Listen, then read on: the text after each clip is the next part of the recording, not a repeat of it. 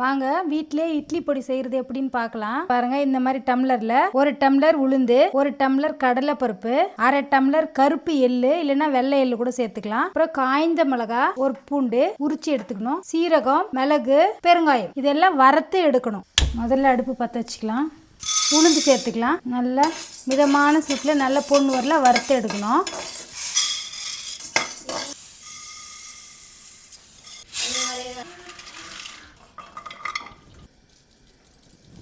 இது ஒரு 10 நிமிஷம் சில்லுன்னு ஆறட்டும். அப்புறமா அரைச்சி பொடி பண்ணிக்கலாம்.